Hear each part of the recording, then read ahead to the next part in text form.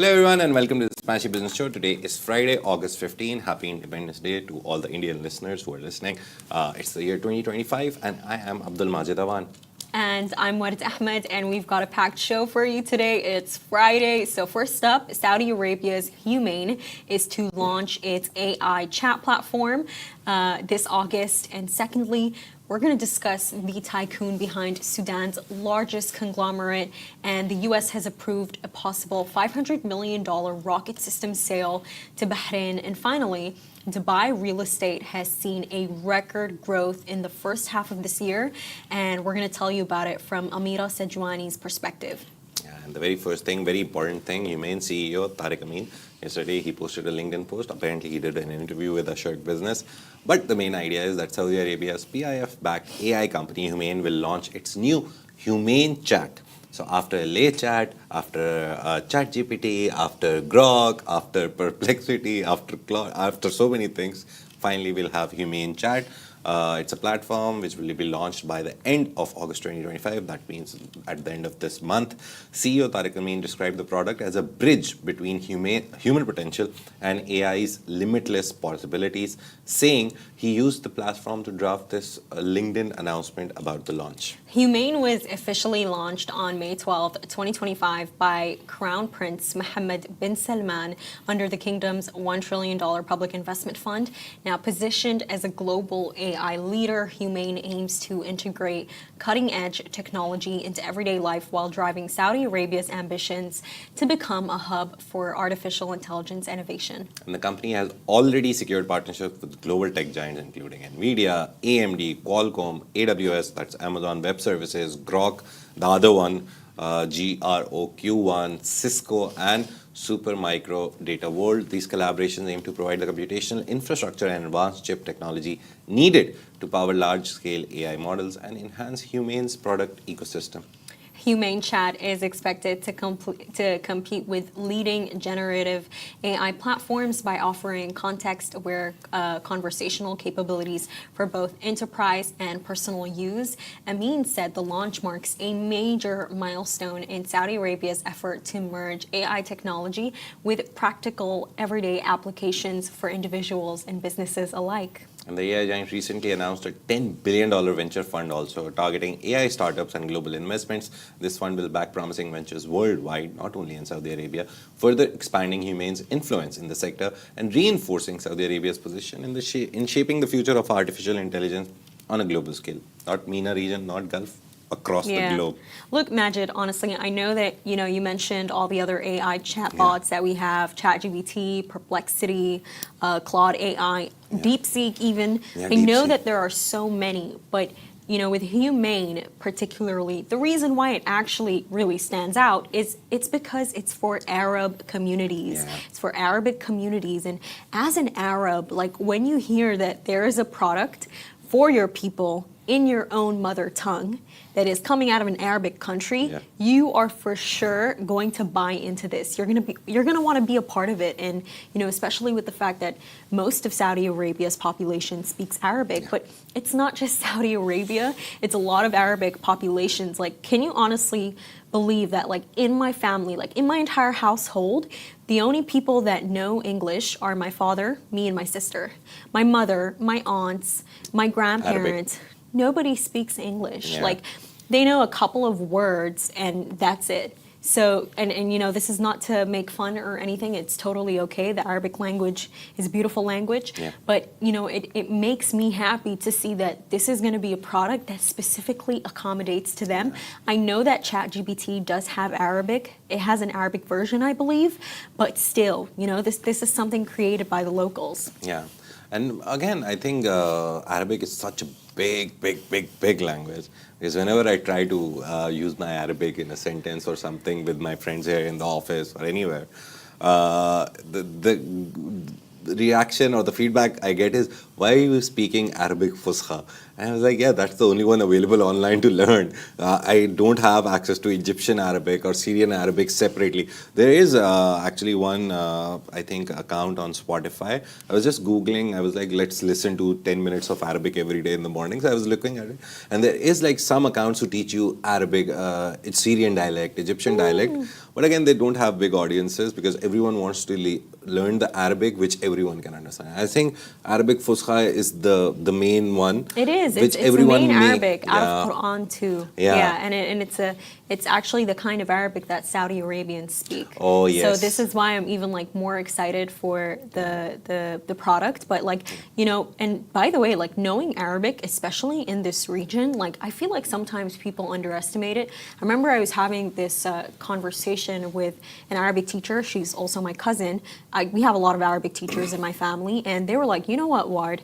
Because my Arabic is good. It's pretty good. But they were like, if you actually figure out how to have the perfect spelling and have the perfect like fusha when you're actually speaking Arabic, that could take your presenter capabilities to lengths that you would never know. You know, you'd be able to interview people in a matter like in an insane matter. And they keep trying to encourage me of, you know, why don't you try and make a video speaking Sudanese Arabic? But it's kind of like that fear of, you know, what if you get a word wrong? But it's like, but you know what, Majid? People don't even care anymore. Like I'm watching Blinks, and in Blinks, the presenters use their own dialects, which weirds me out. It really does weird me out because, you know, even in Arabic class, when we were giving presentations, we were always encouraged of try and speak Fusha.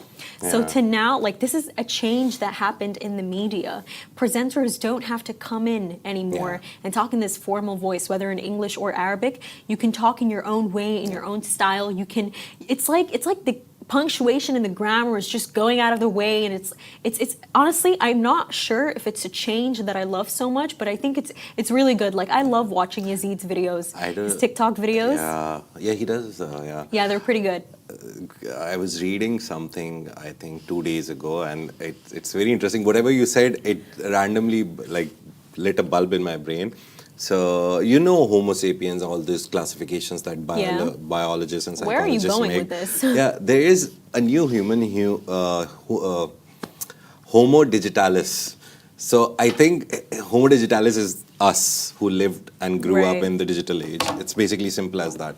So in that age, I think that fear of not having the perfect British accent or the fear of having an American accent, that has gone out because digitally everyone wants relatability.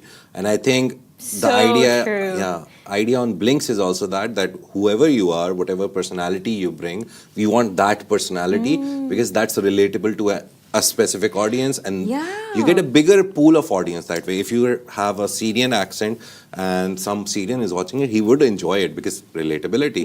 So you get a bigger pool of audience to cater to. That is so true. Remember that video that we published, the one about the Azizi Group founder?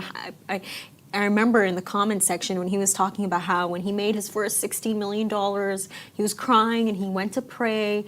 And someone in the comment section was like, you know, look at him, he's successful and he has that accent. So it's that point that you're bringing up. It's so interesting. And it's like, honestly, it's also true, Majid, because a lot of people tell me this when I speak Arabic or like say I'm angry or I'm just passionate in Arabic, my personality completely changes. I don't have these same language personalities. It's almost kind of weird. Do you ever really think about it? Like things are just different. They are. Like for example, for me, when I'm angry or I'm just sad, I don't speak English. I don't like speaking it. There's a whole I learned this in a philosophy course, and my teacher was great. I loved that teacher, Irfan, double gold medal. He was just a super genius teacher that I've had. And one day I randomly saw him speaking in German. He was on the phone. I was like, "You speak German?" He's like, "Yeah, I speak French, German, Spanish, English." Where was he from? Pakistani.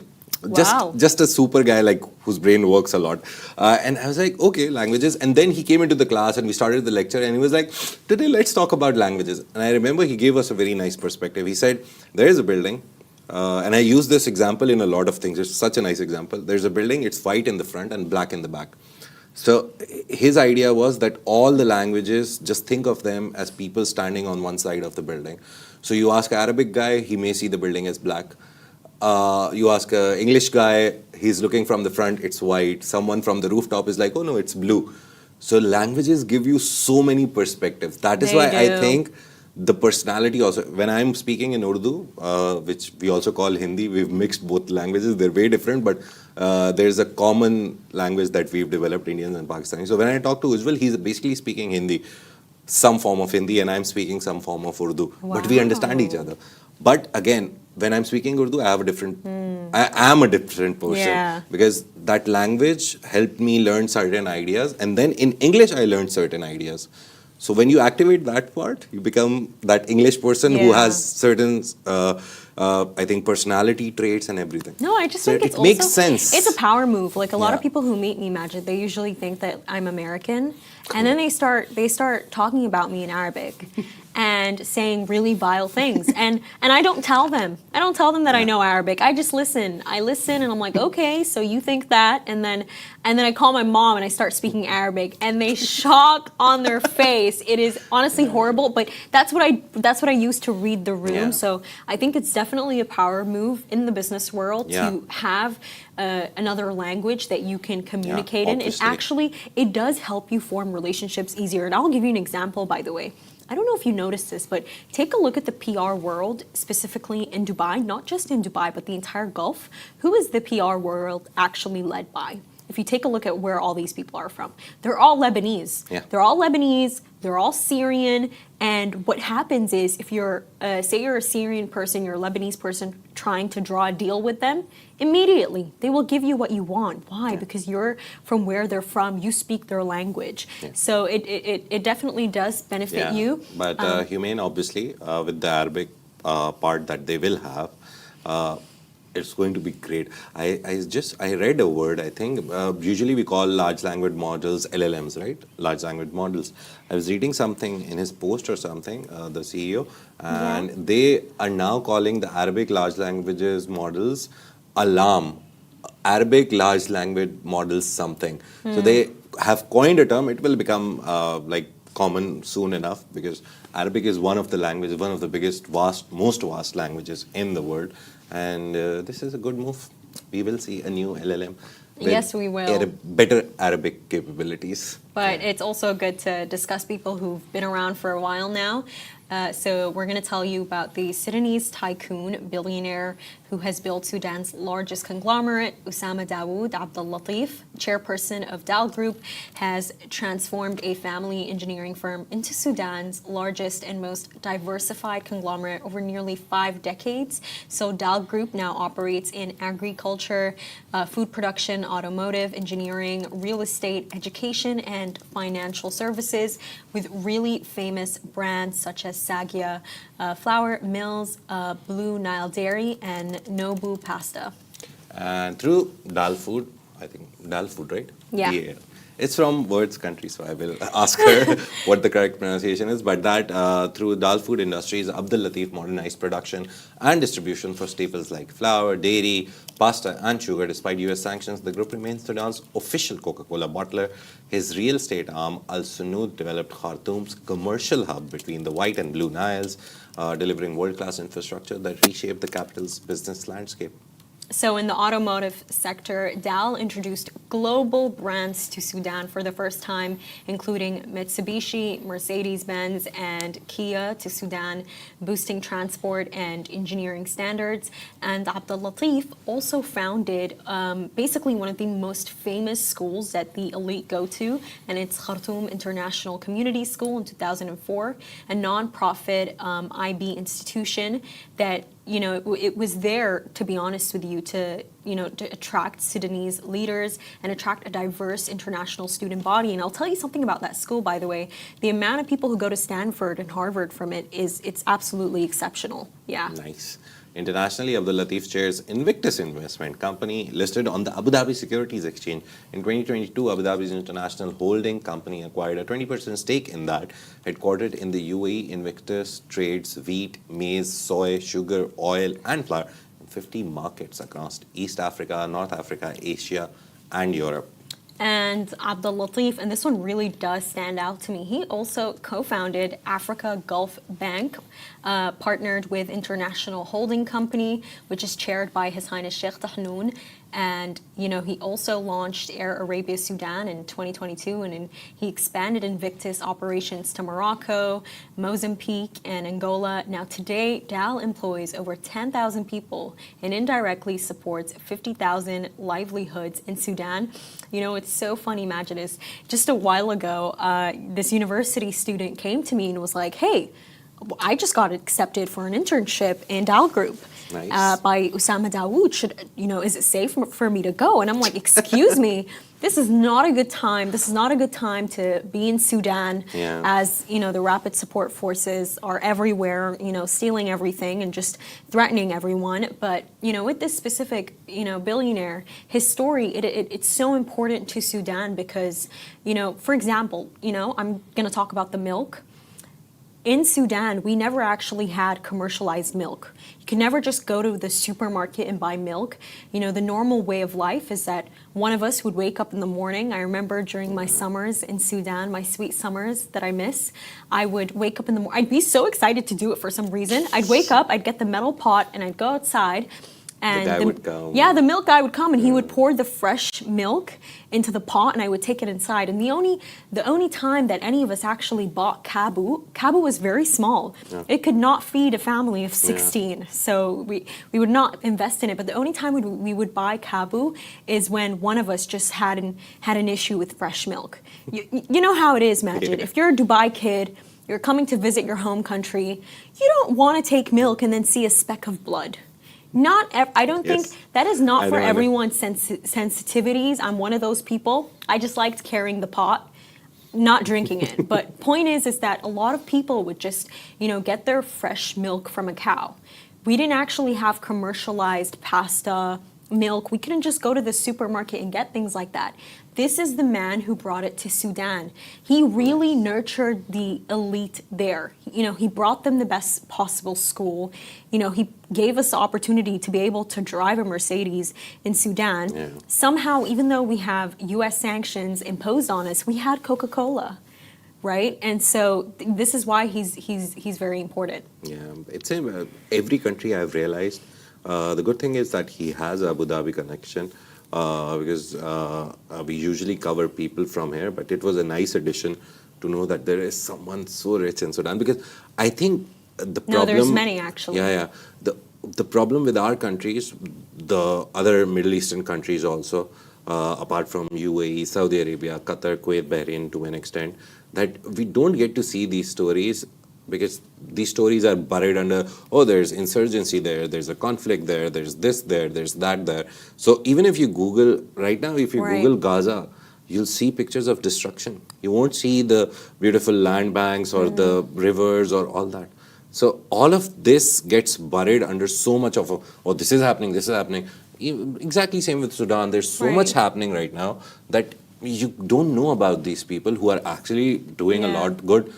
To an extent, they're doing it for themselves. Obviously, a business is run by the person for himself to make money. But again, the products that you create eventually help the people. So you have to give that 5-10% discount to these people that whatever they bring to the country eventually is for the people who will buy it eventually. And it makes life easier to an extent. He did bring a lot. And we always talk about how, the UAE has a trend of just wanting to take over everything. This one is just like that. I remember there was this deal that they tried to go through with Majid where Dal Group tried to purchase Zain in Sudan. So Zain is one of the biggest companies that is Kuwait owned. Yeah. And Reuters reported it. Basically, they tried to buy Zain for $1.2 billion. That is the number that they offered. Zain said no. They were not having it. And in fact, what it was is Zain would have only accepted this deal of handing over such a huge, slice of telecom to them if Dal Group had given them like $1.9 billion, $1.8 billion, but Dal Group would not agree. And that entire deal fell apart. And, in Invictus, and the company that Osama Daoud chairs, that Dal Group also founded, it's a subsidiary that's headquartered here. It's headquartered in Abu Dhabi. They actually signed a port deal with the UAE in 2022. Nice. It was a $6 billion port deal around that time. So, they've had multiple dealings together. And, with this man, Osama Daoud, a lot of Sudanese people would like to call him this term. It's called cause. Basically, in Sudan, if they call you a cause, it's the term that we use to basically describe the elite that have benefited from the political structure of the country. It is not a compliment to call somebody a cause, but, Dal Group, it's been around for decades and decades.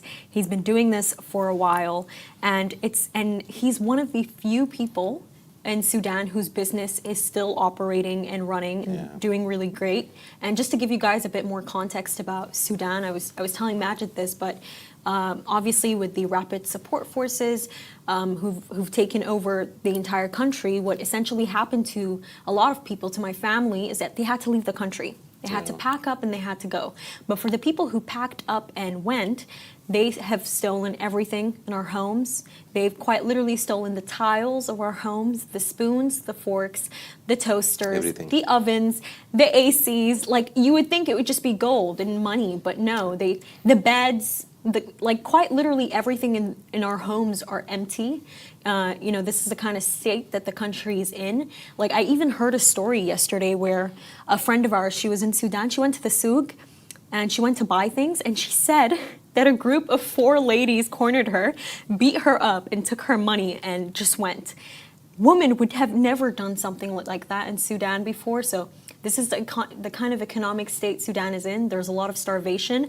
But the fact that Osama Dawood's business continues to reign on in Sudan does tell you how big his business is and how well it's really doing. How influential he is.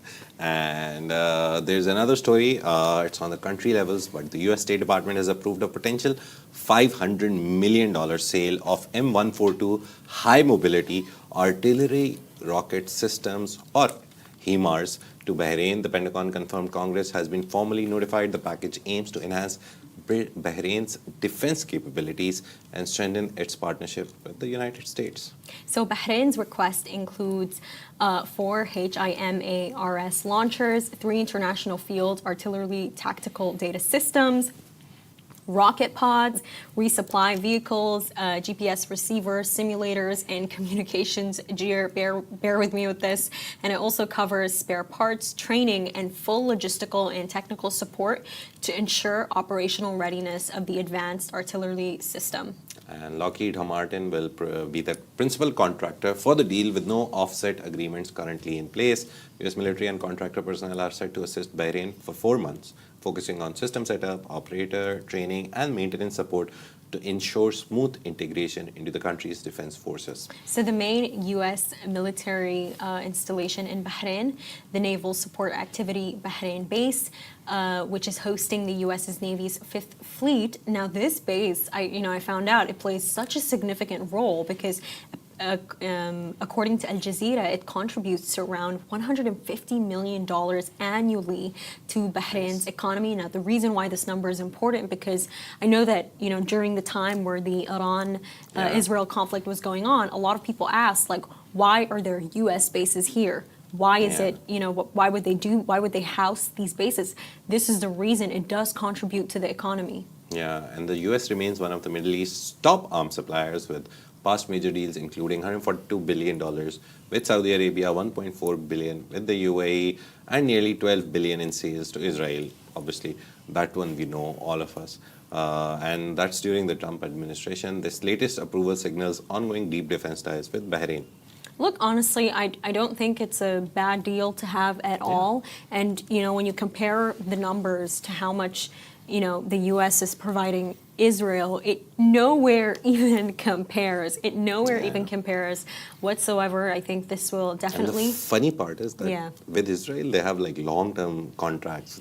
Israel doesn't pay right there and then, like, we're writing a check, give us the missiles. It's like 4 or 5 year deals. With us, they usually ask for 50-50, like 50% now and 50% after delivery. Because they know that they can get that money with the oil-rich Gulf. And I think this entire story, it just reminded me of how just very recently we saw how Egypt basically signed a $35 million liquid natural gas deal with Israel. And, I would say that this did This did anger a lot of people in the Arab world. We did see how the comment section reacted. And, I remember yesterday when I went to the hospital and I was just talking to this doctor on, he was distracting me because I faint every single time I get a needle. No, seriously, I just pass out. And I was asking him about the deal, and I'm like, how does the Egyptian community feel about this? And he was basically telling me how, for a lot of the Egyptian community, we would never actually cause any form of protest or uproar over these kinds of deals that are signed. And I was like, why not? And hey, I'm not promoting it. I'm just I'm being nosy. And he was telling me how, as a community, a lot of people are aware of the fact that if you actually cause an uproar, if you actually try and get your president uprooted and just gone, what will actually happen is this will be an in for Israel. This will be an in. This will be an in for Israel to get involved. This will be an in for them to actually. Oh, we are here to save you. And imagine, when I heard that, I was just so shocked because I'm like, this is a level of awareness that we've never actually seen communities have before. And it's like, what is this telling you? I feel like, there's this growing conscientiousness that's happening in the Arab world where people are able to immediately read what's going on. Is it beneficial for us? How can we move next? And I was just honestly, I was really happy to actually hear that because especially for me as a Sudanese person, I think, my community uprooting President Umar al-Bashir was honestly, now that I think about it, a really bad idea. It was a really bad idea because since there's no stability, right? Look at my country right now. I have not visited for 7 years, and it's the most thing that I miss in the world. So the fact that people have this state of mind to realize that no, it is not the best thing for us to go and march in the streets, that is great. It is really great. I think what you're saying is a perfect example of the Arab Spring that happened. A lot of countries, they're still reeling from the damage and all that happened. And the opposite side is the phrase is that not every country is Syria, right? I think in the recent history, there's only one country which actually took the dictator out and are on a good path of recovery and becoming better, right? They're getting deals in billions from Qatar, Saudi Arabia, everywhere. And I think it's a good thing that this happened because over time we've seen, so Arab Spring was when it started from Tunisia. Remember the fruit guy was being asked for money, extortion money, whatever money, the tax money, and he burned himself, and that is where the Arab Spring started.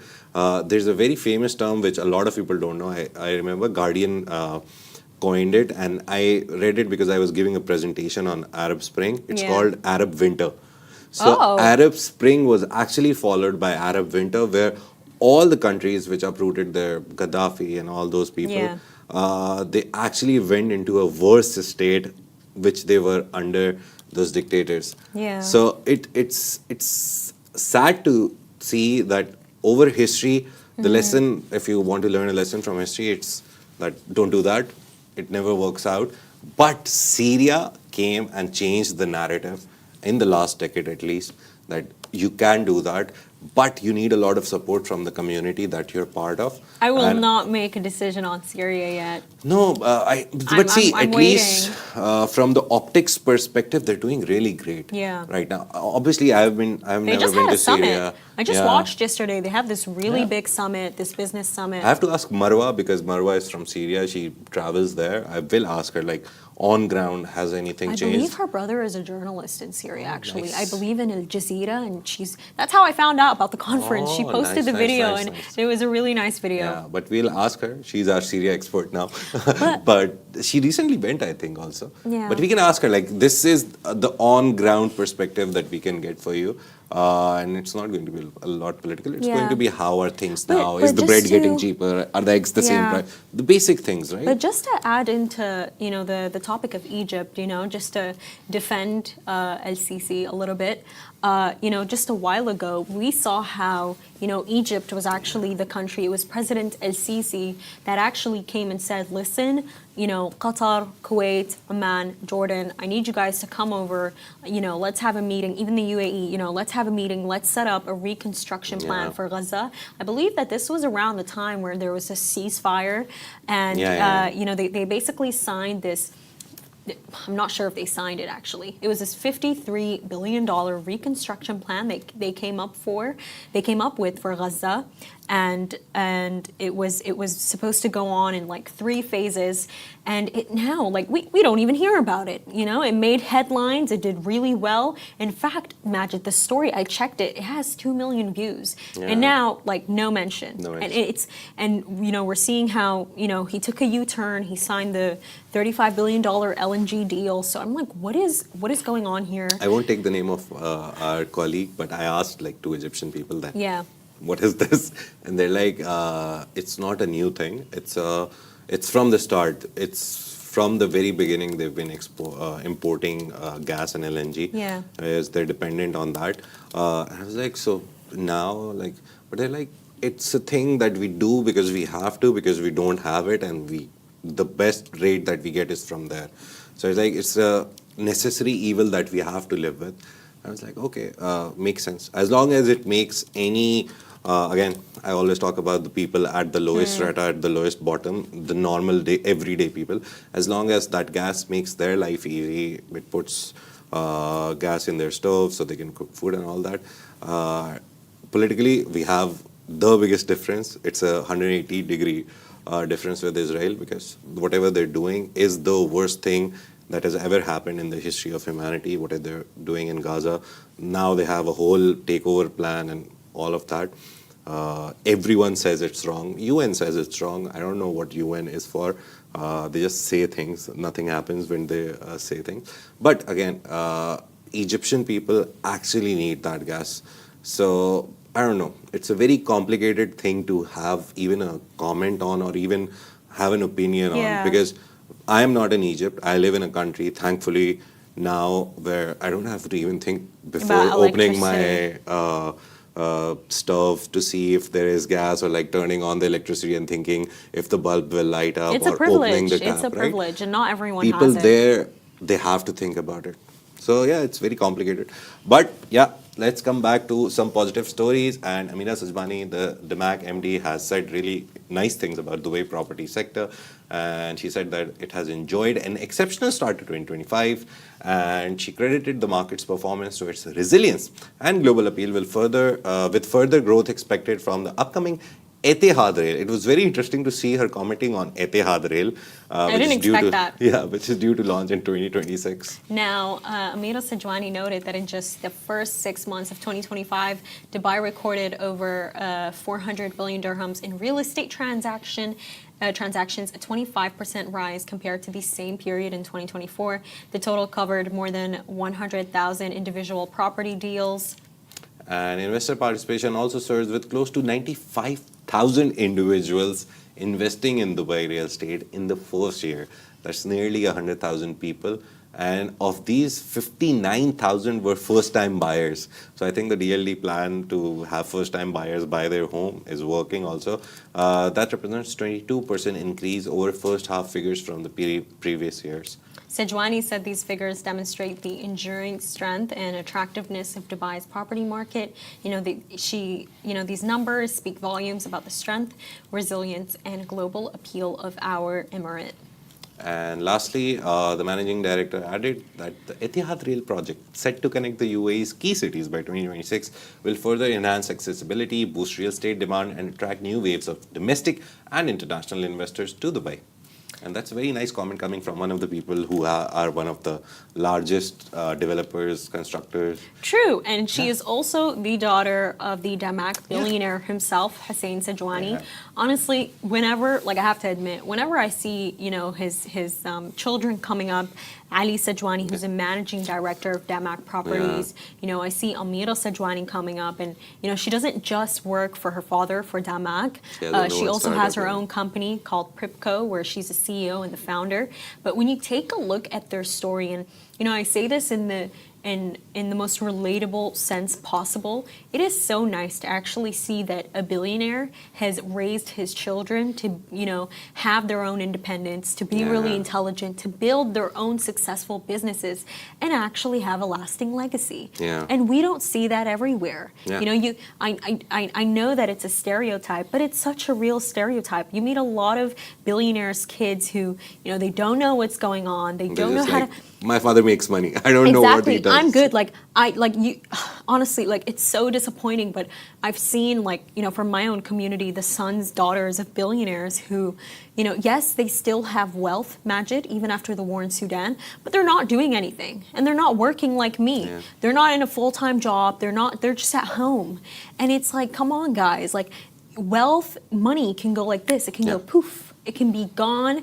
You need to work hard to maintain what your fathers have built. So for me, Hussein Sajwani is just an example of an empire done well, really well, where I think that they're going to continue to have influence in Dubai. And I think I love this perspective. It is my opinion. I don't know if you guys agree or if Vard will agree, but I think Amira Sajwani is promoted more than Ali Sajwani. I'm not saying that it's done intentionally, but I think Amira somehow, because usually we see sons taking over, right? But in this case, it's very, very nice to see that the daughter is becoming a bigger person, bigger personality in the media landscape. She's a judge on Shark Tank Dubai.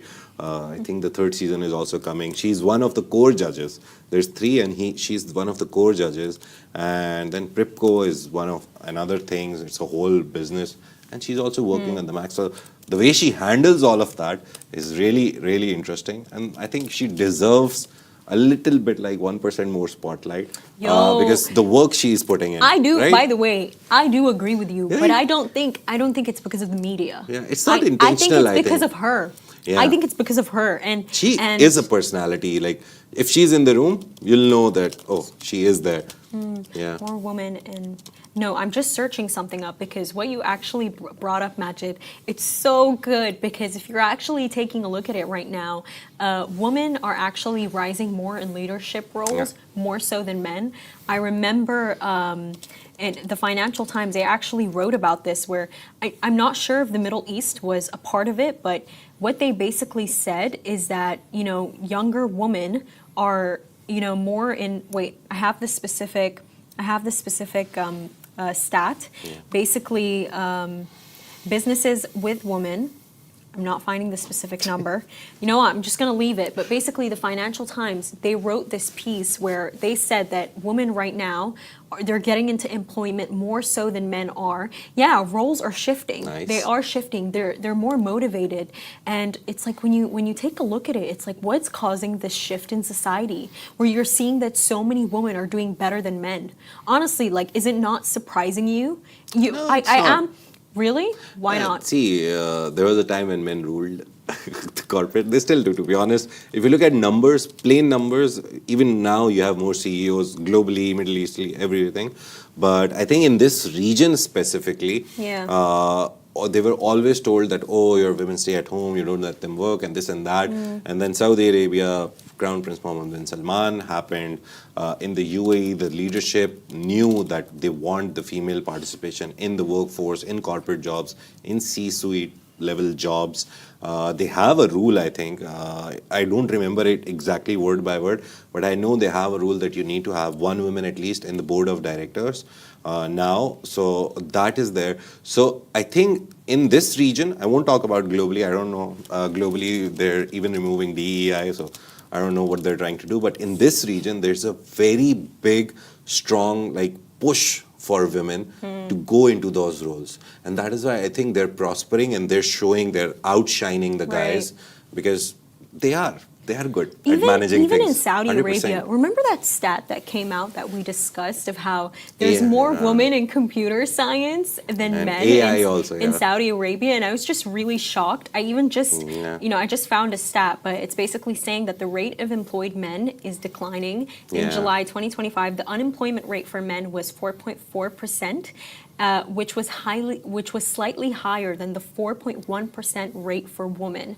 And I really, honestly, Majid, I really think that this does depend on the kind of household that you come from. Yeah. It does, No, because but I think feel now that every household is trying to. no, they're pushing women more so than men. Oh. And studies were done about this, Yeah. by the way, of how with a lot of parents, what they do is they coddle their sons, but they really push their daughters to, no, they do push their daughters Nice. to do more. Like I saw this video of this really famous like hijabi woman on TikTok, and she was basically talking about how, like, you know, a lot of you will come and ask like, oh my God, like why is my son not like my daughter? Like she is doing so much. And then she went like, it's like your daughter will be the same person who just worked a 6-hour shift, came home, did the laundry, Oh, yeah. cooked the house food, you know, cleaned the house, and you don't say anything to her. But then your son goes for a 4-hour shift, goes to smoke with his buddies, comes home, and it's like, oh my God, sweetie, come here. Let me give you some food. Let me give you a cooked meal.